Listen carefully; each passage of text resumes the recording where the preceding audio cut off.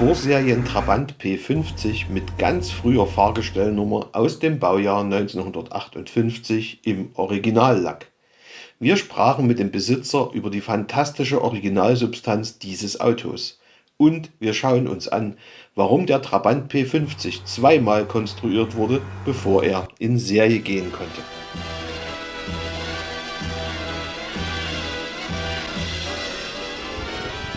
Gebaut im April, einer von nur etwa 1700 Trabant P50, die im Jahr 1958 das Zwickauer Werk verlassen haben, ist Thomas Heckelsbaken.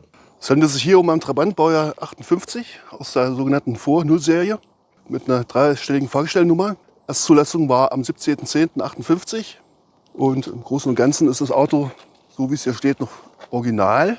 Originalgetriebe, Originalmotor, Lichtmaschine, auch Anlasser. Das Einzige, was nicht original ist, die Abgasanlage, die muss ich natürlich nachbauen. Der 361. Trabant überhaupt und damit ein Fahrzeug, das seine Fahrgestellnummer noch vor Beginn der Serienproduktion erhalten hat.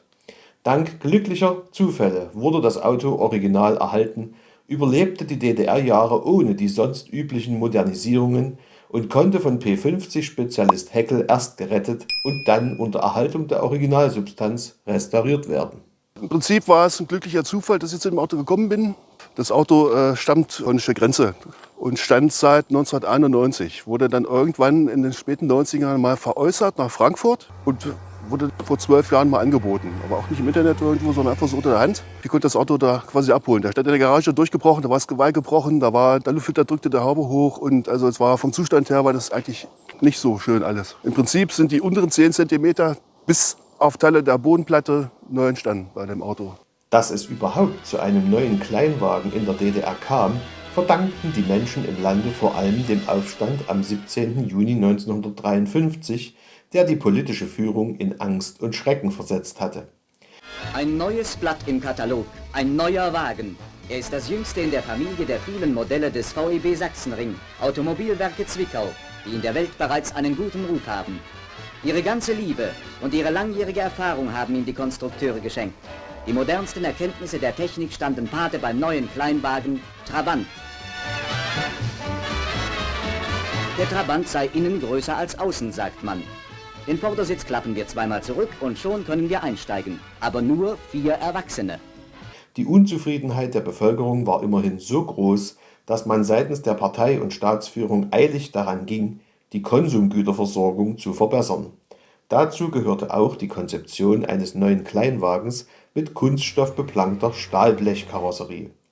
Das Forschungs- und Entwicklungswerk der IFA in Karl-Marx-Stadt übernahm den Entwicklungsauftrag. Ende 1954 standen die ersten Musterfahrzeuge bereit. 2 Limousinen und ein Kombi dieses ersten Baumusters P50 standen zur Erprobung bereit. Technisch war die Arbeit gelungen, doch karosserieseitig blieben noch viele Wünsche offen. Von diesem ursprünglichen P50-Konzept leitete das Automobilwerk Zwickau als Zwischentyp den P70 ab.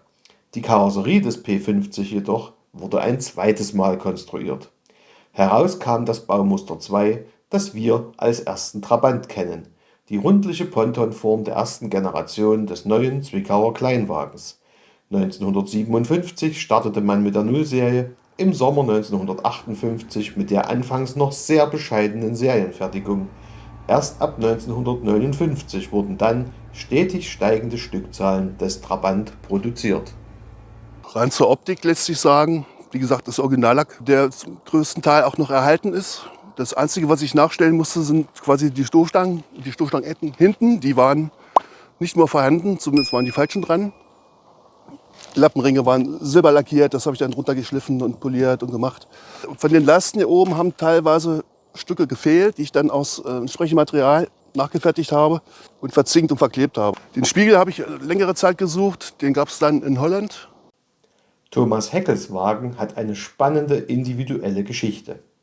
Der Erstbesitzer arbeitete im Werkzeugbau bei einem Lausitzer Bergbaubetrieb und hatte sich schon im April 1957 darum bemüht, einen dieser neuen Kleinwagen erwerben zu können. Zu jener Zeit wurde das Auto noch gar nicht produziert. Im Sommer 1958 unterstützte sein Betrieb ihn dann nochmals per Brief an den Rat des Kreises und im Herbst konnte er endlich den aeroblauen Trabant in Empfang nehmen. Somit war er einer der ersten Trabantbesitzer überhaupt. Bis 1991 war das Auto in Betrieb, dann wurde es mit massiven Rostschäden an der Trägergruppe in einer Garage abgestellt. Das rettete ihm das Leben. Zur Alltagstauglichkeit oder Fahrtauglichkeit lässt sich vielleicht noch sagen, dass man das in keinster Weise mit dem späten Modell vergleichen kann, Baujahr 88, 89, mit einer Schraubenfeder und anderen Antrieben, Synchrongetriebe.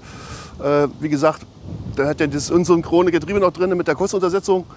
Man muss da ganz schön mit den Füßen arbeiten, gerade berghoch beim Runterschalten. Nicht nur zwischen Kuppeln, auch mit zwischen Gas. Und gepaart dann auch mit der geringen Motorleistung halt, ne, die dann zusätzlich dazu kommt und das Ganze zum Vergessenes machen kann. Ansonsten 6 Volt Elektrik ist klar, 45 Watt Scheinwerfer, Abblendlicht, Fernlicht. Einsteigen, starten und Geschichte erleben. Der Trabant, ein Stück automobiles Kulturgut, das du selbst fahren kannst. TVS Trabantvermietung Sachsen, dein Erlebnis im Original. Und im Onlineshop echte Ostprodukte zum Entdecken und Mitnehmen. Jetzt erleben, jetzt buchen, jetzt entdecken. Thomas Heckel entdeckte das Auto viele Jahre später und wusste genau, in dem Zustand und mit so viel Originalsubstanz sind frühe Trabant extrem selten. Er kaufte den Wagen und begann, so behutsam es nur ging, mit der Restaurierung. Die unteren 10 cm der Karosserie waren massiv vom Rost befallen, die Trägergruppe war gebrochen, am Heck war alles durchgerostet. Die Aufgabe war, so viel wie möglich vom Originallack zu retten und gleichzeitig alles so zu erneuern, dass es originalgetreu blieb und wieder fahrfähig wurde. Das gelang. Im Ergebnis ist dieser P50 wohl eines der frühesten Exemplare, die so original erhalten und obendrein straßentauglich sind. Und zwar ohne Modernisierungen aus späteren Trabant-Generationen. Die komplette Technik ist im Auslieferungszustand. Ein solch früher Trabant ist mit den späten 601ern überhaupt nicht zu vergleichen. Dazwischen liegen Welten. Komfort, Fahrverhalten, Geräusche, alles ist noch ganz anders. Heute befindet sich das Fahrzeug in fahrfähigem Museumszustand.